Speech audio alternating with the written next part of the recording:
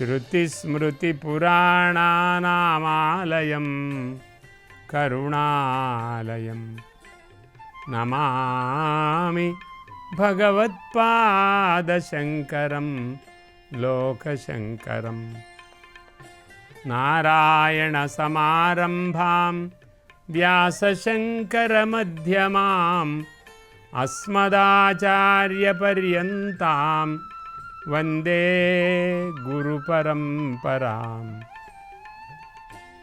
गुरुर्ब्रह्मा गुरुर्विष्णुः गुरुर्देवो महेश्वरः गुरुः साक्षात् परं ब्रह्म तस्मै श्रीगुरवे नमः। गुरुर्माता गुरुस्तातः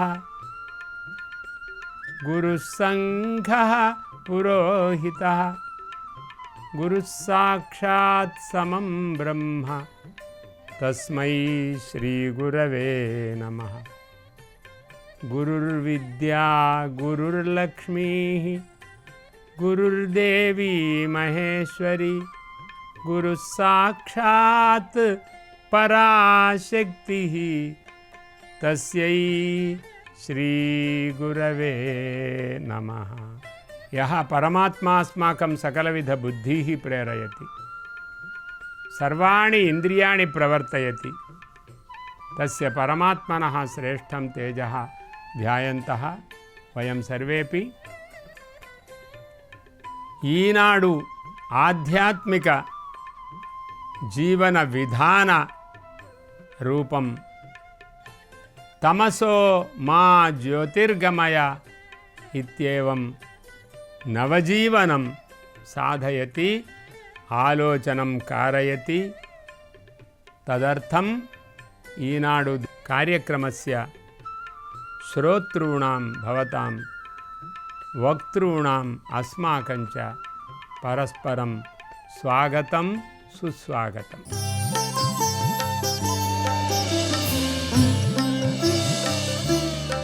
వయం సర్వేపి శ్రద్ధాభక్తిమంతః సంప్రదాయవంతః విశ్వకల్యాణకాంక్షిణః ధర్మాచారప్రియాः జీవనం పవిత్రం కర్తుమిచ్ఛామः శుద్ధాः నిరంతరం కర్మశీలాः అనలసాः। మనమంతా పవిత్రమైన జీవనాన్ని ఆలోచిస్తున్నాం। ఒక పని వల్ల మనిషి అపవిత్రుడు కాడు, పని లేకుండా ఉండేవాడు అపవిత్రుడవుతాడు। ఏ పనైనా సరే చేస్తూ సోమరితనము లేకుండా బ్రతుకు తెరువును సాధిస్తూ ఉండేవాళ్ళు ఎప్పుడూ చెడిపోరు। నహి కళ్యాణకృత్ కశ్చిత్ దుర్గతిం తాత గచ్చతి। సర్వేషాం ఉపకారం కర్తుం యః సంకల్పం కరోతి సహ దుర్గతిం న గచ్చతి। ఎప్పుడైనా ఎవరికైనా ఉపకారము చెయ్యాలి, కళ్యాణం అంటే అది। ఎదుటి వాళ్లకు ఉపకారం చేయడమే కళ్యాణం। అందరికీ ఉపకారం చెయ్యాలి అనే ఆలోచనే కళ్యాణం। కాబట్టి కళ్యాణము చేసేవారికి, లోకానికి ఉపకారం చేసేవారికి ఎప్పుడూ కూడా దుర్గతి ఉండదు। కాబట్టి మనం దుర్గతులము కాదు అనే ఒక ధైర్యముతో మనం బ్రతుకుతున్నాం। నహి కళ్యాణకృత్ కశ్చిత్ దుర్గతిం తాత గచ్చతి। కాబట్టి కర్మ చెయ్యి।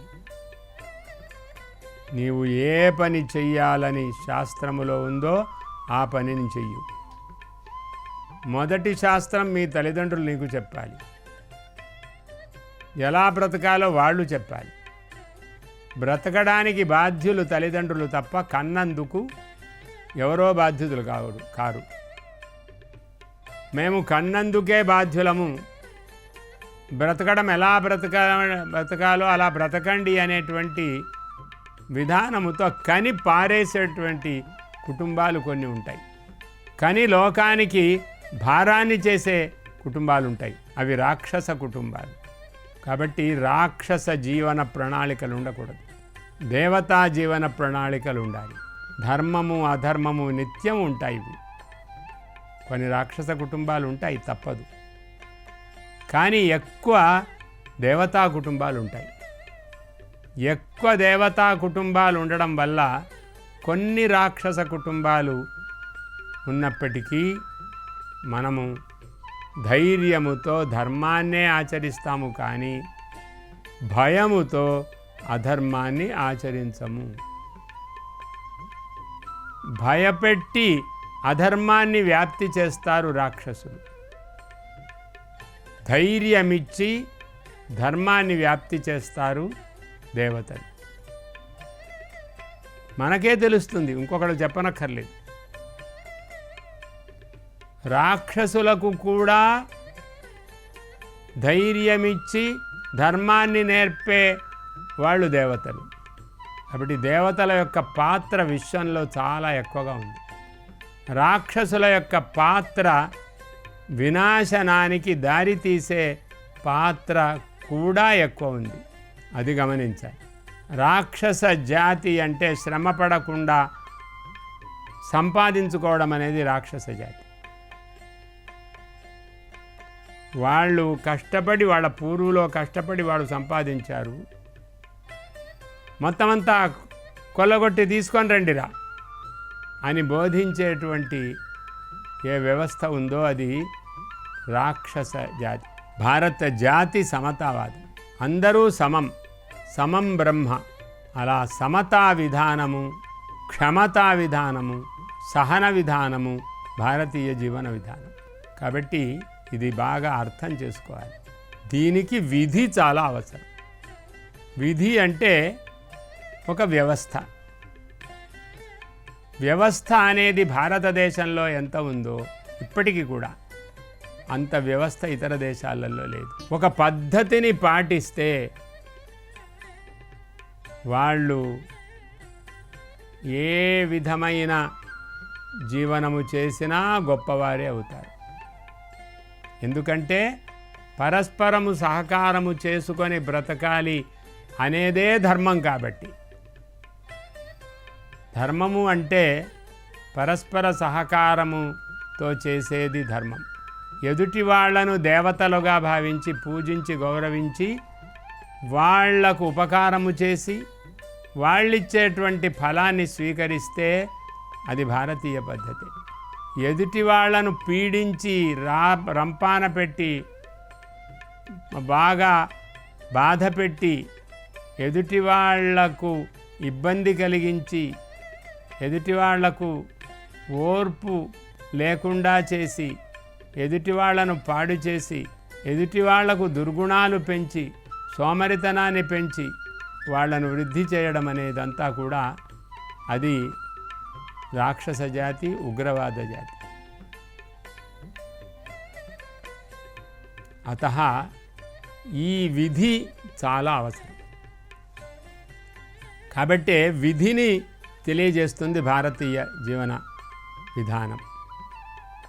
యథా విధి హుతాగ్నీనాం. ఒక ఉదాహరణ చెప్పారు ఇక్కడ. శాస్త్రాన్ని అనుసరించి హోమము చేయడం అని. ఈ హోమం చేయడం అనేది ఒక విధి, యజ్ఞము చేయడం అనేది ఒక విధి. యజ్ఞానికి ఏ ఏ నియమాలు ఉంటాయో ఆ నియమాలన్నీ కూడా పాటిస్తే తప్పకుండా యజ్ఞాద్భవతి పర్జన్య. యజ్ఞము చేస్తే వర్షం తప్పకుండా కురుస్తుంది. మనం యజ్ఞం చేయకపోతే అంటే పరస్పరం సహకారం చేసుకోకపోతే మనకు వచ్చేదంతా తాపమే. విధి అంటే పరస్పర సహకారం. విధి అంటే పెద్దవాళ్ళు చెప్పినట్టుగా చేయడం. విధి అంటే జీవన విధానాన్ని బట్టి బ్రతకడం. విధి అంటే సోమరితనము లేకుండా ఉండడం. విధి అంటే కష్టపడడం. ఎవరి ఇంటి ఆచారాన్ని వాళ్ళు పరిపాలించడం విధి. గుణాలను నేర్పేవి పాఠశాలలు కావాలి. ఎవరికి అవసరమో వాళ్ళ దగ్గర మనం వాళ్ళ పనిని నేర్చుకుంటాం. నీకు వాళ్ళు చేసే పని కావాలి అంటే, వాళ్ళు చేసేటువంటి జీవిక కావాలి అని అనుకుంటే వాళ్ళ దగ్గర సేవ చెయ్యి. వాళ్ళ జీవికకు అపకారము చెయ్యకు. వాళ్ళు బ్రతికే విధానానికి నీవు నేర్చుకొని వాళ్ళ జీవనమే లేకుండా జీవికనే వాళ్లకు పోగొట్టొద్దు. నిన్ను చూచి నీకు చాలా డబ్బెక్కుందని వాళ్ళు కూడా నిన్ను చూచి మాకు కూడా ఈ జీవన విధానం వద్దు అనేటువంటి ఆలోచన ఉండకూడదు. మేము కష్టపడి బ్రతుకుతున్నాము, వాళ్ళు కష్టపడకుండా ఉన్నారు అనే అలవాటు చేయొద్దు. మనం కష్టపడి బ్రతకడమే జీవన లక్షణం అనేదాన్ని నేర్పాలి మనం. కాబట్టి మనమంతా కూడా కష్టపడి బ్రతకడం అనేటువంటి జీవికకు అలవాటు పడాలి తప్ప సుఖపడమే, ఆ సుఖం కోసం డబ్బు సంపాదించడమే, ఆ డబ్బు సంపాదించడానికి పని లేకుండా ఉండడమే అనే సోమరితనాన్ని వృద్ధి చేయొద్దు. సుఖపడడానికి మార్గం శ్రమపడడం, శ్రమపడడానికి మార్గము శ్రమను ఇచ్చేటువంటి జీవికను నేర్చుకోవడం. శ్రమను ఇచ్చేటువంటి జీవిక తప్పు అని అనుకోకపోవడం, ఇది చిన్నది అని అనుకోకపోవడం. ఏదైనా సరే శ్రమ ఉంది, నాకు నేను శ్రమపడాలి. మా తల్లిదండ్రులు శ్రమపడ్డారు, నేను శ్రమపడతాను. కాబట్టి తల్లిదండ్రులను ముందు గౌరవించాలి. కాబట్టి వాళ్ళ శ్రమపడిన విధానాన్ని గౌరవించి వాళ్ళు ఏం చేస్తున్నారో నేర్చుకొని తర్వాత కొత్త విద్యలు నేర్చుకుంటే నేర్చుకోవచ్చు తర్వాత. కానీ ముందు వాళ్ళ యొక్క జీవన విధానాన్ని నేర్చుకొని వాళ్ళలాగా బ్రతకడానికి నేర్చుకోవాలి. ఇది విధి. విధి అంటే జీవన విధానం. పెద్దవాళ్ళు ఏ జీవన పద్ధతిలో ఉన్నారో అదే జీవన పద్ధతిలో ఉండడం విధి. మా తండ్రి చేసిన పని నేను చేయను, మా అమ్మ చేసిన పని నాకు వద్దే వద్దు అని పిల్లల్ని పోషిస్తూ, పిల్లల్ని పెంచుతూ ఆ భావము కలిగింపజేస్తే ఏమైపోతుంది? పశుజీవన విధానం అవుతుంది. అంటే తనంతాను సంపాదించుకోవడం, తనంతాను బ్రతకడము, తనంతాను భయపెట్టుకోవడం, తనంతట తాను భయపెట్టడం, తనంతట తాను మోసగించుకోవడం, తనంతట తాను మోసగింపబడడం, ఎదుటి వాళ్ళను మోసగించడము, తాను మోసగింపబడడం. కాబట్టి శ్రమ పడడం అనేది ఉత్తమం. ఎవరైనా ఎంత శ్రమ పడతారో ఆ శ్రమకు గుర్తింపునివ్వడం కూడా మనకు అవసరం. వాళ్ళని గౌరవించడం. శ్రమపడిన వాళ్ళ దగ్గర నుంచి వాళ్ళ దగ్గర వస్తువులను మనం కొని వాళ్లకు ధనాన్ని సమకూర్చడం. పూర్వం ఎవ్వరికీ కూడా కరువు అనేది లేదు. అడవిలో ఉండేవాళ్ళకి కానీ ఊళ్ళల్లో ఉండేవాళ్ళకి కానీ ఎప్పుడూ కరువు లేదు. కరువు వచ్చినా కూడా వాళ్లకు భయం లేదు. ఎందుకంటే పరస్పరం సహకారం చేసుకునే స్వభావం వాళ్ళకు ఉండేది. కాబట్టి అది ప్రాచీన భారతీయ సనాతన ధర్మం. అది విధి. ఉన్నవాడు లేనివానికి ఇవ్వడమే విధి. దానము విధి, ఉపకారము విధి, అగ్నిహోత్రము విధి. కాబట్టి యథావిధి హుతాగ్నీనాం, ఒక పెద్ద విధి చెప్పాలి. కాబట్టి దేవతలకు మనుషులకు ఉండే ఒక పెద్ద విధానం చెప్పారు ఇందులో. అగ్నులను మీరు వ్రేల్చండి, అగ్నులలో ఆహుతులనివ్వండి. అగ్నులలో ఆహుతులనివ్వండి అంటే దేవతల్ని గౌరవించండి అని అర్థం. ఎవరు దేవతలు అంటే ఏ వృత్తి, నీవు చేయని వృత్తిని ఎవరు చేస్తున్నారో ఆ వృత్తి కలవాళ్లే దేవతలు. నీ పని నువ్వు ఒక్కడవు చేసుకోలేకపోతున్నావు, నీకు ఒకరు సహకారం కావాలి. ఎవరు సహకారము చేస్తున్నారో వాళ్ళని దేవతగా నువ్వు భావించు, వాళ్ళని గౌరవించు, వాళ్ళని అవమానించకు. అరే ఇటు రారా, ఈ పని చేయరా అలా అనకు. బాబు కొంచెం నాకు సహకారం చేస్తావా? ప్రేమతో అడిగితే ఎవరు చేయరు. ఇప్పటికీ కూడా ప్రేమ ఉంది. ఇప్పటికీ కూడా తల్లిదండ్రులకు ప్రేమ ఉంది పిల్లల మీద. పిల్లలకే ఆ స్వార్థాన్ని నేర్పడం వల్ల చదువనే పేరుతో స్వార్థాన్ని నేర్పుతున్నాం మనం. కాబట్టి స్వార్థాన్ని నేర్పేది కాదు, సద్గుణాలను నేర్పేది చదువు. అది మారాలి. ఎక్కడా పాఠశాలల్లో డబ్బు వచ్చే మార్గాలు ఉండకూడదు. ఆ డబ్బు వస్తుందనేటువంటి భ్రమ చేత సోమరైపోతున్నాడు మనిషి. కాబట్టి పాఠశాలలలో, అన్ని పాఠశాలలలో సద్గుణాలను పెంచేటువంటి అవకాశం ఉండాలి. స్వతంత్రంగా బ్రతికి కష్టపడి బ్రతకాలి అనేటువంటి ఆలోచన ఉండాలి. అతః అస్మాకం జీవన విధానం ఉత్తమ జీవన విధానమితి వయం చింతయామः. కాబట్టి యథావిధి హుతాగ్నీనాం పరస్పర సహకార జీవనం ఉత్తమ జీవనం. భారతీయ గ్రామీణ వ్యవస్థ దీనికి పెద్ద ఉదాహరణ. ప్రాచీన గ్రామీణులలో ప్రతి చిన్న ఊళ్ళల్లో కూడా అన్ని వృత్తుల వాళ్ళు ఉండేవారు. ఇంకొక ఊరికి వెళ్ళడం వాళ్ళకు తెలియదు. ఇప్పుడు ఒక ఊళ్ళో ఉండడం ఎవరికీ తెలియదు. కాబట్టి ఒక ఊళ్ళో ఉన్నారు, ఆ ఊరిని గౌరవంగా చూచారు, ఆ ఊరి వనరులనన్నింటినీ కూడా రక్షించుకున్నారు, ఆ ఊరి అడవులను కాపాడుకున్నారు, ఆ ఊరి పశువులను కాపాడుకున్నారు, ఆ ఊరి పక్షులను కాపాడుకున్నారు, ఆ ఊరి నీళ్లను కాపాడుకున్నారు, ఆ ఊరి అన్నిటినీ కాపాడుకున్నారు. ఇప్పుడు మళ్ళీ ఇది ప్రారంభం చేయాలి. కుటుంబమును ఏ విధంగా ఒక గొప్ప స్థానముగా, అక్కడ కుటుంబమే పాఠశాల అని ఎలా అనుకున్నామో, గ్రామమే యజ్ఞశాల. యజ్ఞశాల అంటే మా ఊరు నాకు ఒక యజ్ఞశాల. నేను ప్రతి వృత్తి గల వాళ్ళను నేను గౌరవిస్తాను, ప్రతి జీవికను నేను గౌరవిస్తాను. వీళ్ళు తక్కువ పని చేస్తున్నారని అనను, నేను తక్కువ పని చేస్తున్నానని నేను అనుకోను. ఎవరు చేసినా అందరి కోసం పనిచేస్తున్నారు, అది గ్రామం.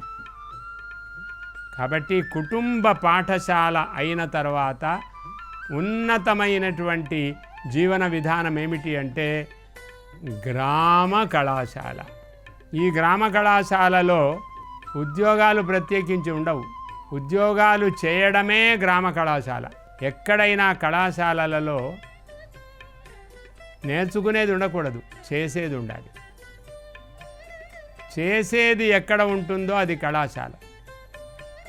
నేర్చుకునేదంతా పాఠశాల, చేసేదంతా కూడా కళాశాల. దీన్ని విధి అంటారు. యథావిధి హుతాగ్నీనాం అతః వయం సర్వేపి విధి నిర్వహణం కుర్మః. ప్రతి వాళ్లకు కూడా విధి నిర్వహణం చాలా అవసరం.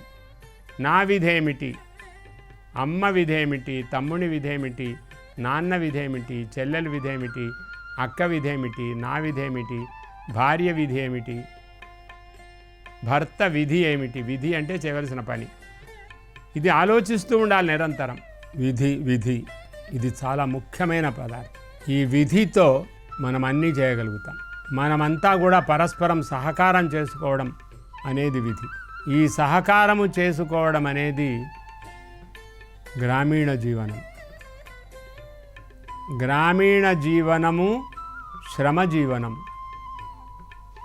శ్రమజీవనం పరస్పర సహకార జీవనం అస్మాకం ఉత్తమం భవతి. పరస్పరం భావయంతః శ్రేయః పరమవాప్స్యత. పరస్పర సహకార జీవనం ఆవశ్యకం. పరస్పర ఉపకార జీవనం ఉత్తమ జీవనం.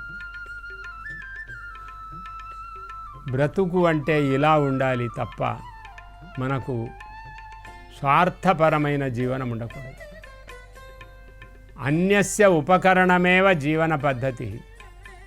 స్వార్థ చింతనం దుర్గుణః. పరోపకార జీవనం, పరార్థ సాధన జీవనం, సర్వజన హిత జీవనం ఇది విధిం ఆశ్రయామః. యథా విధి హుతాగ్నీనాం, యథా కామార్చితార్థినాం, యథా అపరాధదండానాం, యథా కాల ప్రబోధినాం రఘూణామన్వయం వక్ష్యే ఇతి చింతయామః. పునర్మిలామః. నమస్కారः. ఈ కార్యక్రమాన్ని తిరిగి చూడాలనుకుంటే www.youtube.com/@ETV Life Spiritual లో చూడవచ్చు.